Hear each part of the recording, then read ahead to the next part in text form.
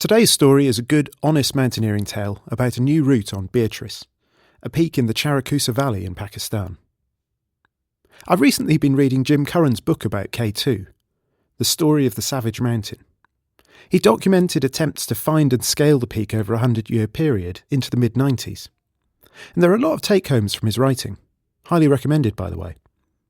There's just how vast and remote the Karakoram is, and how inconsistent the weather is.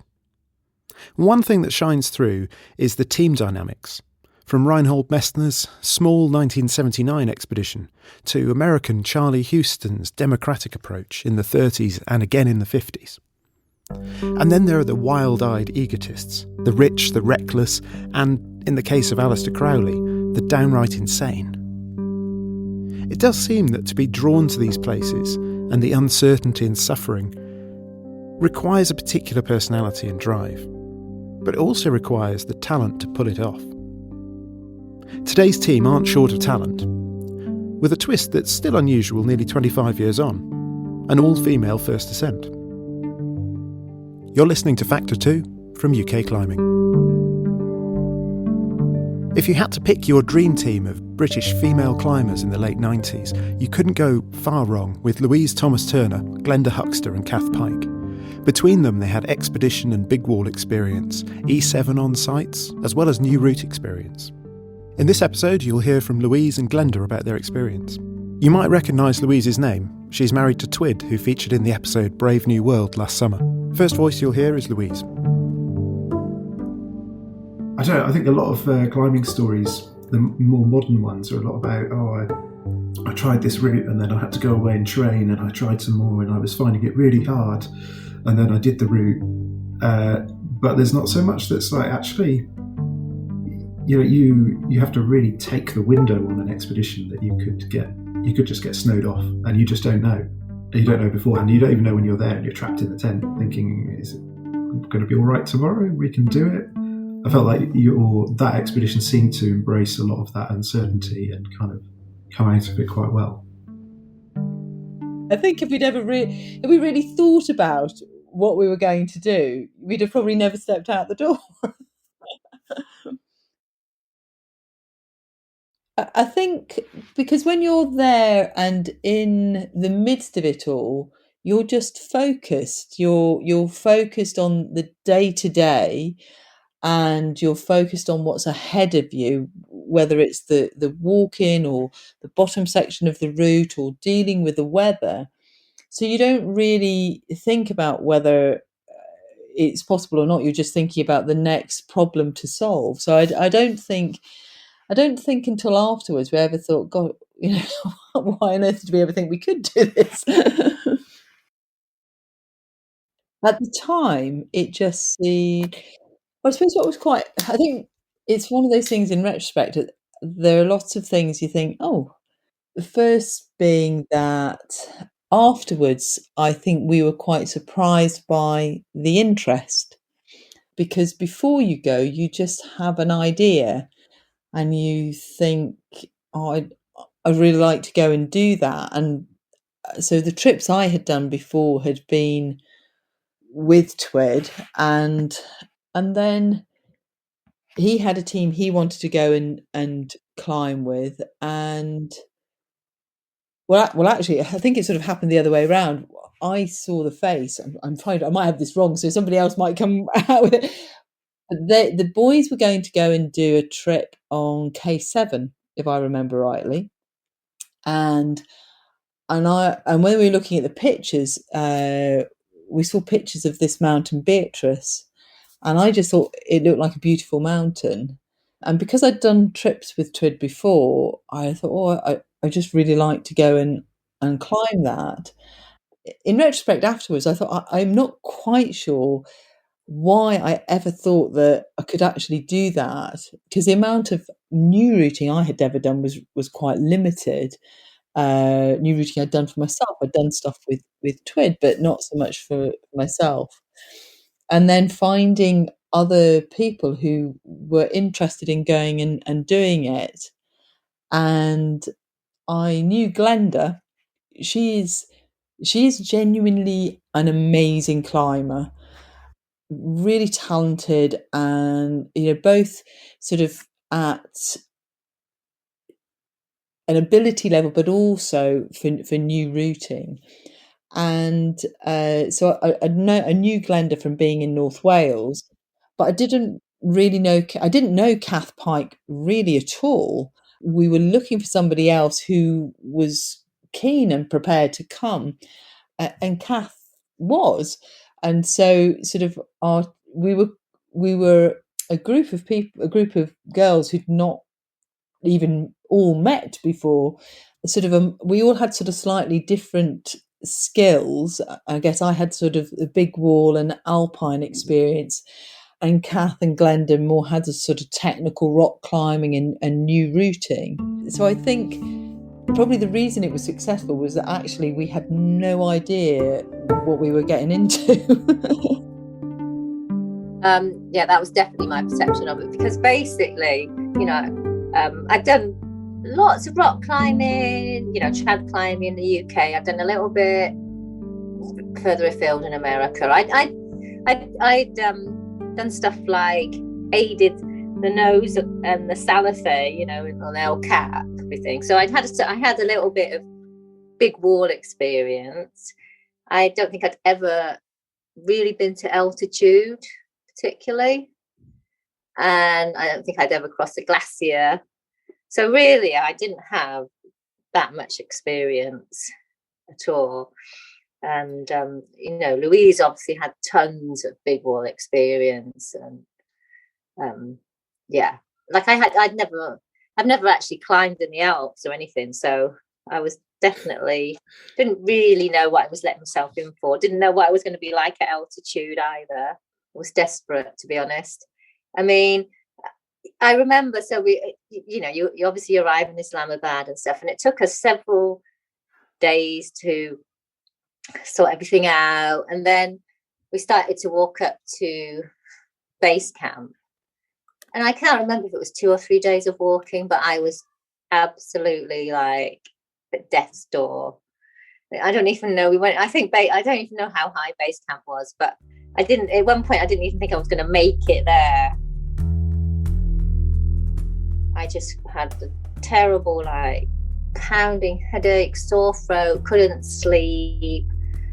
And, we weren't carrying particularly heavy loads, and they were heavy enough. And I just remember for the last day, Steve and Kath sort of waited because I was like way behind everyone else. They sort of waited for me. And I think Kath rather tactfully said, should we redistribute the loads? And so by the time we got up to base camp, I was just feeling destroyed already, which obviously wouldn't do my confidence too much good. Getting to base camp thinking, I've come all this way and, I'm not even going to make it to the cliff, let alone climb anything. Glenda wasn't very well when we arrived, and so we found a way up through the glacier, which was quite crevassed, onto the base of the face, and then we found a way through. So we sort of set off making our way up through the roofs at the bottom, and Glenda wasn't very well, and she was really, really, really sick with altitude sickness. I think for me, I wasn't sure whether I was ill or whether it was altitude sickness or whether it was a combination of both. And obviously, I think you can see the face from base camp. I'm not 100% sure about that actually, but they were all keen to walk up to make an advanced base camp. I do remember walking up with everyone, or at least I walked up. I imagine they were ahead of me to advanced base camp and dump some stuff there, and then I went back down along with Twid and Grant, I think. And that was me. I was just, for the next week, I think I was just, well, no, not the next week actually. Then I was just down in base camp, and they were all up there like fixing ropes on the wall, and and I was just sort of languishing down in base camp. I remember getting up every morning and taking my pulse, and it'd be like, my resting pulse is normally very low. It was, I don't know about these days, but then it was about like in the low 40s, and every morning I get up and take my pulse, it'd be like 110 just after I'd woken up. I'd be really worried. I just struggled with it. And then I was just hanging out at the base camp with Ibran, who was our cook, and Zakia, who was like a guide, hanging out with those guys whilst everyone was up there doing all the work. But I just couldn't, I just couldn't do anything, which was not good.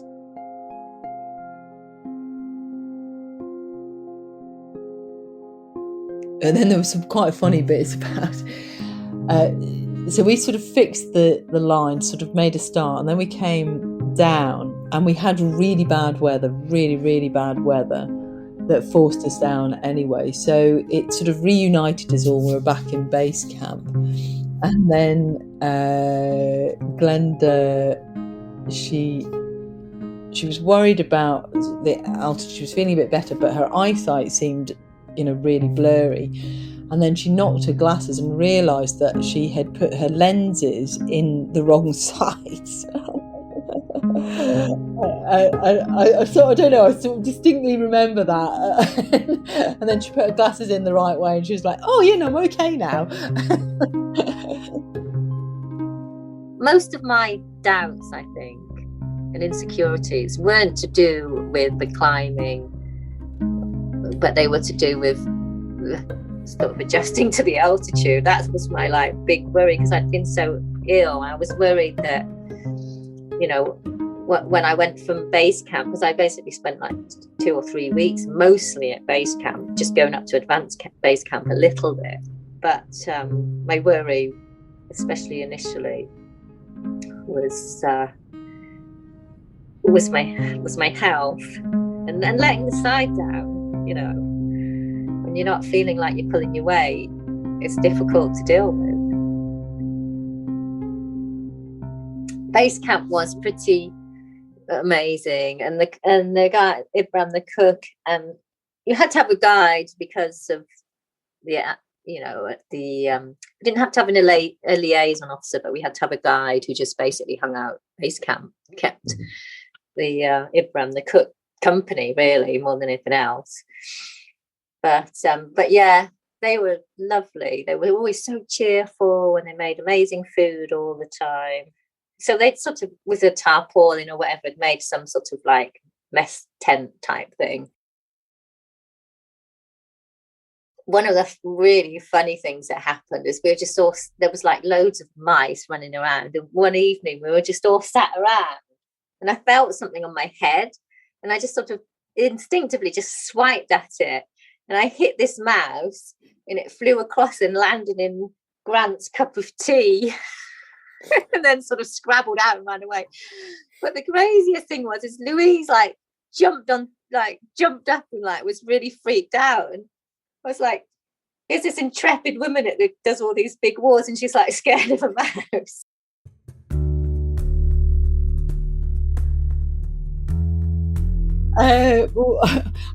Now time is a blur, but while I don't know, sort of, it seemed to be sort of in the first part where she was feeling sort of really sick, but she was also sort of made worse by this fact that she worried about her eyesight and what was going on there.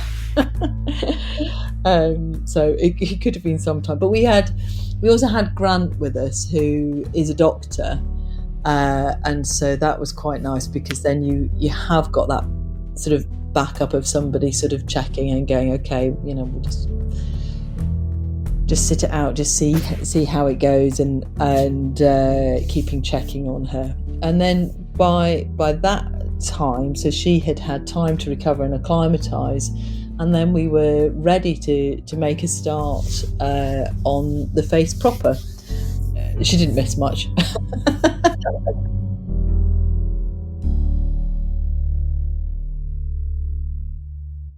I think I wanted to go as a female team. No, not really, not in any way to sort of prove a point, but I think because the trips that I had done before had been with Twid, and I've climbed with other people and other men in the Alps, and you form a relationship, don't you, sort of, and you trust the person that you climb with, and that's really important. I think sort of if I wasn't going to be climbing with Twid in the big mountains, then I think it had to be something sort of different, and so that was why I just thought it'd be nice to climb with some friends. It would be nice to climb with some other girls, and so that was what. Yeah, so it was a very definite. I'd like to climb with a group of girls, but more about but not so much about sort of, we are a girls team going to go and do something. Does that make sense? I think in any team there are, everybody's got their strengths. And when I climb with Twid, he's a stronger climber. He's a much better, braver, technical climber. But what I'm quite good at is the graft, and I'm quite good at the problem solving, and I'm quite good at keeping us going. And so that's a different dynamic. Whereas with Glenda and Kath, and then the following year with Libby, we all have our strengths, but I think you're much more of you feel that you have to do every part of it, if that makes sense, sort of. So you are, I guess we're not a totally even team, but you are more of an even team. I do remember we were walking through the villages, and we all we saw really were like men, and we would, we'd be invited in for a cup of tea and stuff, and the person would always want to introduce us to his uncle and a brother and a granddad and whatever. And I don't know if it was Louise or Twid at some point said, "Oh, can we meet your wife and your daughters and stuff?" And so we did, but it was like we kind of had to ask for that because they were sort of hidden away always, it seemed like. But once we asked about it, then it was fine, when they all sort of came out and we said hello to them. So that was a little bit strange. I have to say that Louise and Kath in particular, and also Steve, I guess, they were just so fit and strong, yeah, for ferrying loads and just, yeah, they didn't seem to get affected by altitude at all. I think Kath had been, I think she'd been in Colorado before we went out there, and she'd been climbing up on Long's Peak and places like that. So I think she was quite well acclimatized. Louise just seemed to be pretty amazing. She's just because she's quite little, you know what I mean? And she just carries those phenomenal packs, and yeah. So those, I have to say that both Kath and Louise definitely did more of the hard graft than I did. Well, I think we were really anxious about going to, we'd not travelled in the area before, and so we weren't sure how we would be received. So we were really careful. I think we made a point of wearing the local costume, wearing the shalwar kameez, to being covered up, and trying to be respectful to the culture that we were going in. And I think when I look back now, sort of travel is so easy now, and I think it was a good time. It was a good time to be able to travel, but it was also quite new for us. Most of the time, we were really well treated. We were well looked after. I think most of the time people were they were more intrigued, and we had a really nice time. We were very, very well looked after.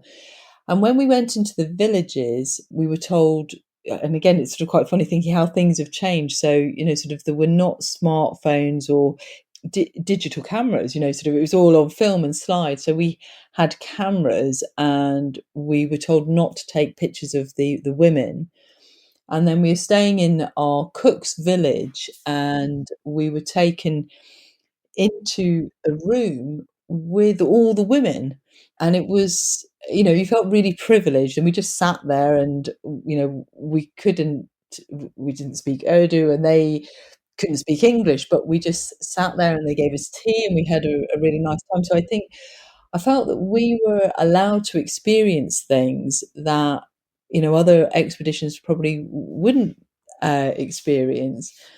And then when we went out, there was a really beautiful girl and she asked us to take a photo of her, which we did. And I think it's quite interesting now because, of course, she never saw that photo because it wasn't digital, or sort of went back a couple of years later and did sort of take it, but we didn't. I didn't meet her again. So I think we had a really nice time, and I think because we were more of a curiosity and we were respectful, we were very well looked after.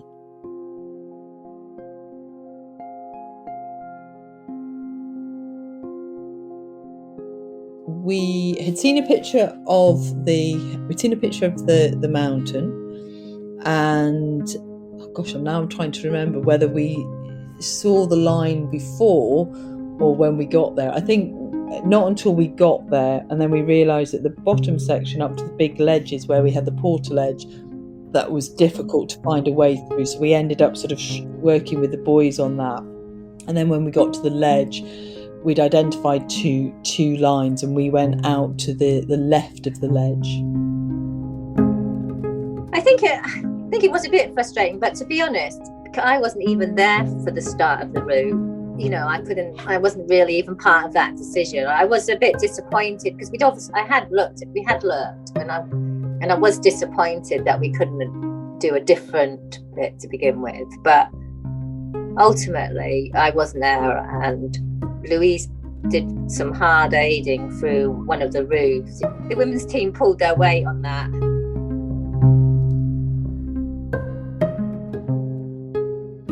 I guess what happened, which kind of saved me in a way, is they had a few days, you know, up there putting up the ropes and stuff on the first few pictures. And and then they came, I did stagger up one day, and just as I arrived at the advanced base camp, they were all, you know, quite elated. They'd got through some overhangs and they'd sort of got to a sort of ledgy system where we were going to put up portaledges and stuff. But they were like, "Oh, we're going down the next day for a rest," you know what I mean? So I walked all the way up there, like gasping for breath, and they're like, "Oh, we're going down." But we went down, and then it just snowed and rained for like about 5 days, and they were all like really depressed, and I was gradually starting to feel better. After that, the altitude didn't seem to affect me. So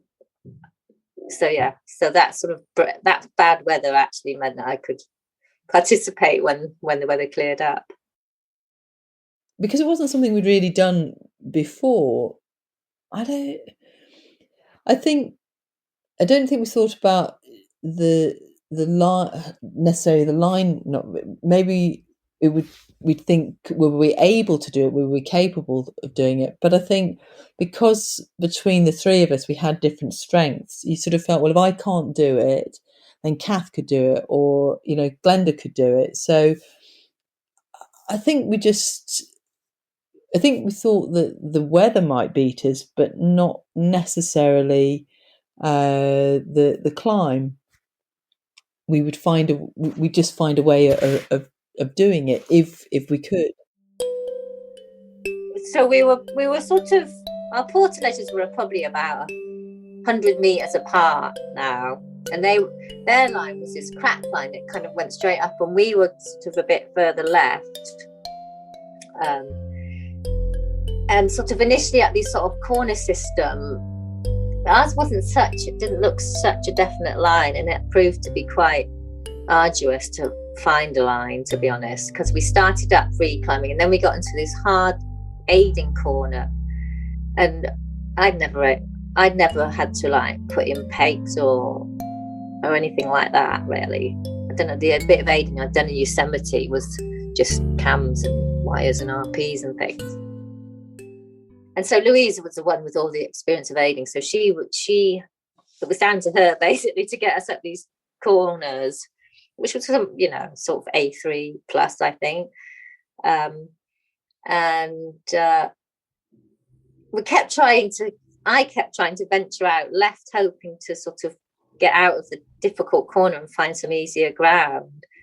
But the face didn't lend itself to lots of protection the minute you left. It's big granite sort of walls and stuff, so it was difficult. So every so often I sort of scurry out leftwards, be miles above my gear, think, oh, this is not good, and scurry back in, and Louise would carry on aiding up the corner, and it was very slow progress, and I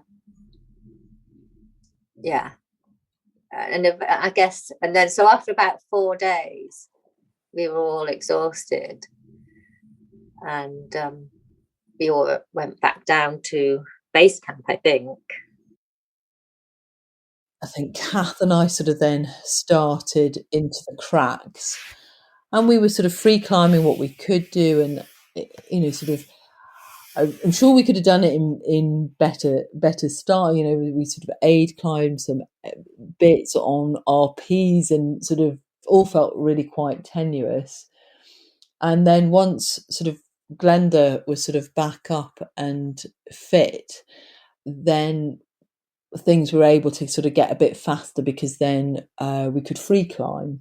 And sort of now I'm trying to remember sort of sections of, there were a couple of times when we had really bad weather and sort of escaping down off the route, and frozen ropes and time to recover, and then pushing back up onto the wall. But you sort of remember bits about the climbing, but you remember coming down to the to base camp and the cook having made pizzas for us in the pan, which and I think for climbers also it's so unusual to have somebody, you come down and somebody's making tea or cooking for you.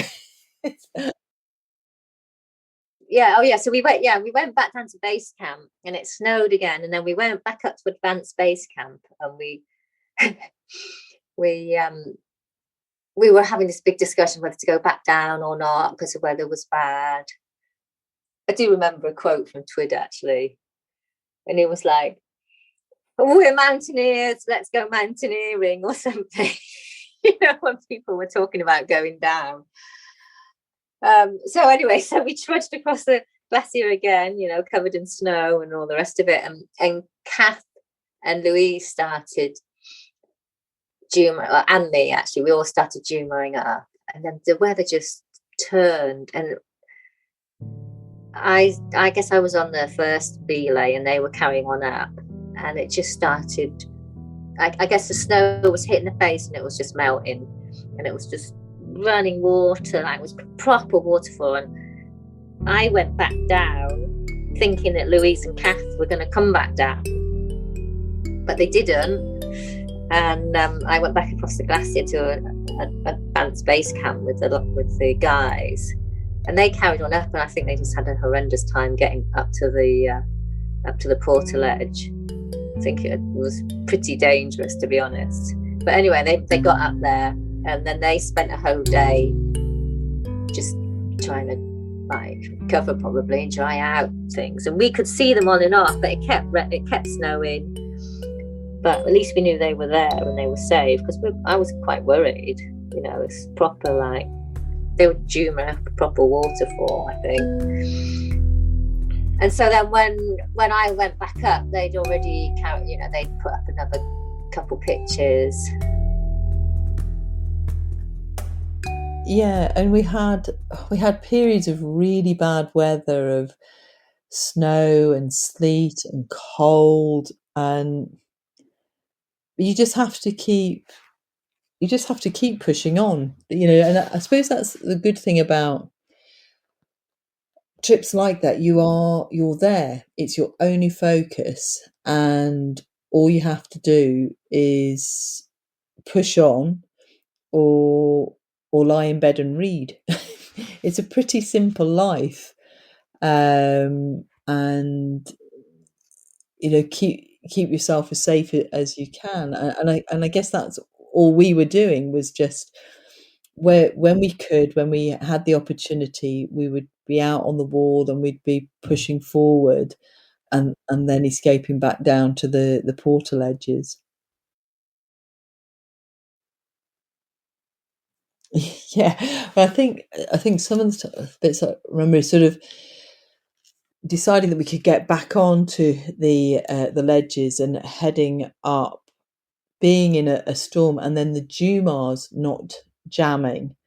So you're trying to get up the ropes, and actually your Jumars are just failing, and it's cold and it's wet and it's really horrible. But that's probably when Scotland's quite good training, and it's just another problem to be solved. So you get your Prussics out and you get them round the ropes, and then you carry on, and then you get into the ledges. And I think portal ledges are amazing, because they don't actually offer you real physical safety from rocks or anything. You feel safer when you're in them, in the same way, and if you're in a storm and you've got a really good tent and you just hunker down in the tent. And I think that's a sort of, I guess, the security of climbing on big wall style with portal edges, that you've got those to get back down into. Of course, there was another team on the wall the whole time. Twid Turner, Steve Mayers and Grant Farquhar were climbing their own new route. But if you've ever been on a wall this big, you'll know how you can still feel so remote from other teams on it. This face is the size of El Cap, after all. We could see them, and to begin with, I think we moved a little bit faster and they were slower, and then suddenly they got through sort of their steeper rock, and they just then sort of sped ahead, and we were still sort of slowly plodding our way up. But we were quite close. It was I think we made a joke that sort of there were times when they wouldn't really talk to us. I can't remember why. And but yeah, they were just next to us. They were just along the ledge a bit. I think it was just comforting to know that there was backup.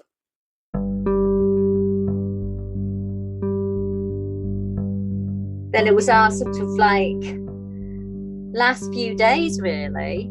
We had one day left where we had to reach the top. I think I'd been really quite optimistic up to that point, but we did manage to get out of this corner system onto the face, and we were sort of free climbing. It was so cold all the time. The face was in the sun for about midday, and then it would go into the shade, and it'd be fine in the sun, but the minutes went in the shade, you were just like so cold. And so we had like one day left. So the guys had topped out. Boys had gone down. The boys went down, and we spent our last night in the portal edge. And we just thought, well, we'll get up really early and we'll make a push for the top. We were going to get up at 4 a.m. and, do our summit push or whatever. And we wake up at 4 and it's snowing, of course. We're like, oh no, we're really depressed. That was at one point in the trip where I really was like, all this effort that we put into it. The guys have done their route, it's not fair. Why can't we do ours? And we just thought, oh well, we'll wait a bit.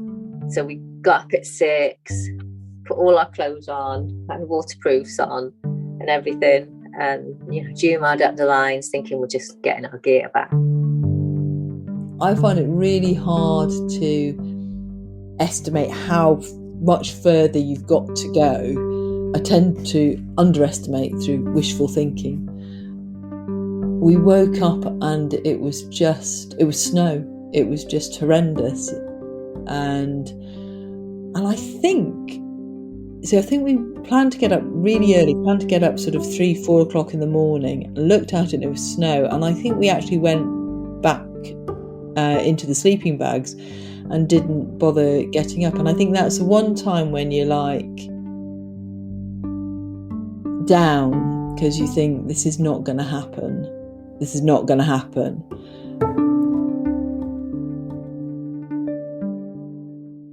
And there's not a competitiveness between you and the boys, but I think it also perhaps adds to the disappointment because they've done it and you're there at the same time and you haven't. But then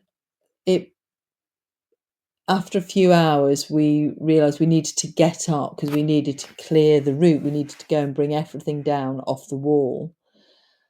And so the three of us set up the ropes to sort of to bring everything down. And then the higher we got, the weather just cleared and we get to the top of the ropes and we look up and think, well, we've got nothing to lose. We might as well carry on. And so we did. And so we thought, oh, well, Louise, as always, was like, well, we'll have a cut-off point. We'll climb till 4 o'clock and then that's it. We turn around. And then we had to get down and the porters would be coming. So we were really now right to the line. And I think on that day, if I remember right, it was probably Glenda sort of pushing and I was much more in support. So we start climbing and finally, I remember we got into this sort of vertical band of sort of blackish rock, which actually took quite a lot of gear. It was a little bit loose, but it took quite a lot of gear and it just seemed to go to the top and it was like, yeah, maybe we can make it. And we just kept going and then all of a sudden we're at the top of this pillar, at the top of the wall. And it was like, oh, all right, okay. I think we went past our deadline, but we got to the top. I don't know. Yeah, it was pretty amazing feeling, to be honest. Just look around, there's just like mountains going on forever and ever. I don't know what time it was, but it was really late. I remember it being late and like you're there, but you're there and it's amazing. It's amazing. You're at the top of this face and there's nowhere else to go. There's nothing else to do but to get down. And so that's what we did, sort of slowly and carefully made our way down and back to the ledges. And gosh, now this is really funny. I need to go and read my report again because I don't remember if we went down to the portaledges and slept. I just have a memory now of descending and descending. It really felt like that. I mean, then we couldn't celebrate for long. We basically had to get down and strip all our gear and. Oh, we had huge bags. The haul bags were horrendous by this time because we're bringing everything down. But I think it's just necessity, isn't it? You have no choice. You have to do it, and so you do. That day we went back down to the ledges and I'm pretty sure we spent the night. And that's where things start to, again kind of go wrong. So the top section was fine. The top section stripped and everything came down all right. And then, of course, we're picking up our portaledges and all the haul bags. We're going down the bottom section and something happens with the ropes. And I think that was probably the nearest near miss. I was the last one down, and I don't know how heavy. So I had this massive pack hanging off my harness, and I also had a rucksack on my back. And I was the last one down, and I was abseiling down, and I looked down, and the rope was completely shredded. I mean, how Kath, I think, who was a person before me, managed to get to the ground, I don't know. You then you think, oh my God, this rope is going to snap. We've come all this way, and I'm going to die here because this rope is going to snap because it's rubbing across an edge. You're going over taking the haul bags down over the roofs. But I think what had happened is, as she had gone over this overhang, somehow she must have swung in or whatever and just cut it. And so I had to basically, isolate this damaged rope. There's no way I could have gone past it. But I had, had all this weight hanging off me. It was just, I could barely do it. I just jettisoned the sack that was hanging between my legs. I just cut it loose. And it, like, we recovered it, but I went obviously flying down and slid down the steep snow slope onto the glacier. And then I had to get myself past this knot, which luckily I'd done my MIA a couple of years previously, so I kind of knew how to get past a knot because I was, free hanging. And we're all together, and we're all sort of working it out, and we're getting down there. We get down through the glacier and down onto the moraine, and then all of a sudden, and again, lots of it's just a blur.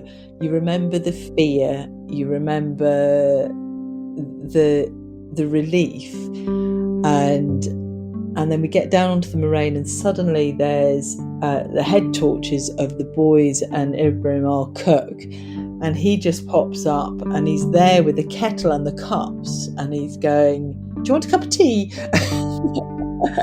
and I do remember writing, and I think that was the one time sort of we got there, and you felt, okay, now I'm a girl, because I just sat. I think we just sat down and wept.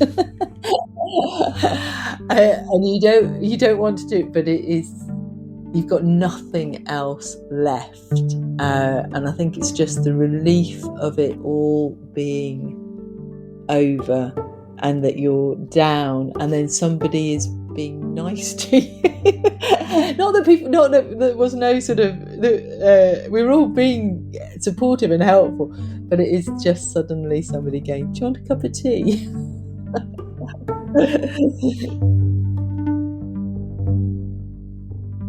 Thanks to Louise and Glenda for giving up some time for this episode, and a big thanks to Kath Pyke for sending me some photos to accompany it. You can see these photos on Instagram, factor.2.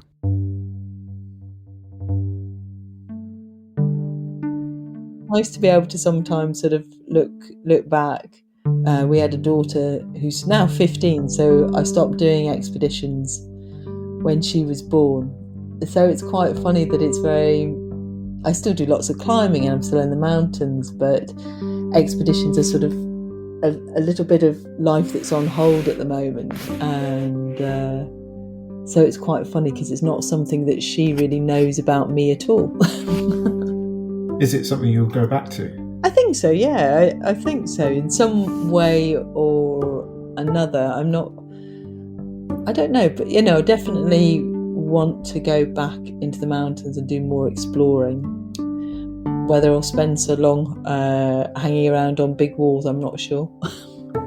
So it didn't convince you that you wanted to start doing more expeditions? No, I guess it didn't. Like I said, the only other one I've done after that was going to Greenland. Since I've had my daughter, I'm still climbing loads, but I haven't been on any sort of major trips or anything.